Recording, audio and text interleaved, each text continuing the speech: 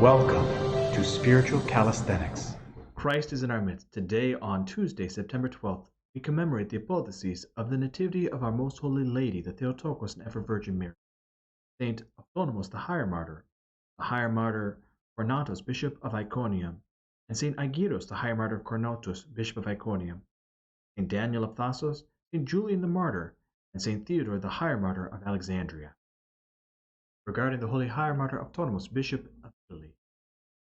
The Higher Martyr Autonomos was a bishop in Italy during the time and the persecution against Christians under the Emperor Diocletian.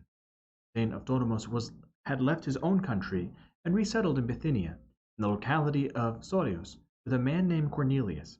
Saint Autonomos did his apostolic duty with zeal and converted to Christ so many pagans that a large church was formed, for which he consecrated a temple in the name of the Archangel Michael. For this church the saint at first ordained Cornelius as deacon and then presbyter. Preaching about Christ, Saint Autonomos visited also Laconia and Ipsavria. The Emperor Diocletian gave orders to arrest Saint Autonomos, but the saint withdrew to Claudiopolis, the Black Sea. In returning to Sorios, he had the priest Cornelius ordained bishop. Saint Autonomos then went to Asia, and when he had returned from there, he began to preach in the vicinity of Limna near Sorios. Once the newly converted destroyed a pagan temple. The pagans decided to take revenge on the Christians. Seizing their chance, the pagans rushed upon the church of the Archangel Michael when Saint Autonomos was serving divine liturgy there. After torturing Saint Autonomos, they killed him, reddening the altar of the church with his martyr's blood. The deaconess Maria removed the body of the holy martyr from beneath a pile of stones and buried it. During the reign of Saint Constantine the Great, a church was built over the tomb of the saint.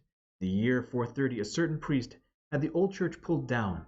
Not realizing that the martyr's body had been buried beneath the church, he rebuilt the church in a new spot. After another 60 years, the relics of the saint were found incorrupt, and a church was then built in the name of the Higher Martyr Autonomos. O wise one, thou wast initiated solemnly in matters divine, O martyr blessed Autonomos. Thou wast made a pleasing sacrifice when thou drankest the cup of Christ. While standing before him now, thou ceaselessly prayed to him for us all. From St. Paul's letter to the Galatians. Brethren, I do not nullify the grace of God, for if justification were through the law, then Christ died to no purpose. O foolish Galatians, who has bewitched you? For whose eyes Jesus Christ was publicly portrayed as crucified. Let me ask you only this. Did you receive the Spirit by works of the law, or by hearing with faith? Are you so foolish? Having begun with the Spirit, are you now ending with the flesh? Did you experience so many things in vain? If it really is in vain, does he who supplies the Spirit to you and works miracles among you do so by works of the law, or by hearing with faith? Thus Abraham believed God, and it was reckoned to him as righteousness. So you see that it is men of faith or the sons of Abraham. In other words, they've seen all these miracles done by faith, by Christians, not by works of the law, not by being slaves to the old traditions, but by being faithful Christians. And they themselves have worked miracles and seen miracles. So again, faith in Abraham, faith in the likeness of Abraham is what makes us sons of Abraham, not lineage, not these vestiges of the old ways. The Gospel according to St. John. At that time the chief priests and the Pharisees gathered the council and said, What are we to do? For this man performs many signs. If we let him go on thus, everyone will believe in him, and the Romans will come and destroy both our place and our nation.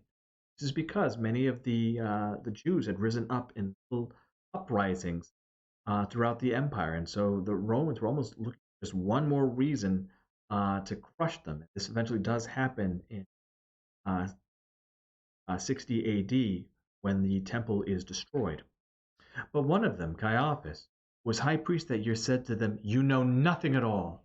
You do not understand that it is expedient for you that one man should die for the people, and that the whole nation should not perish.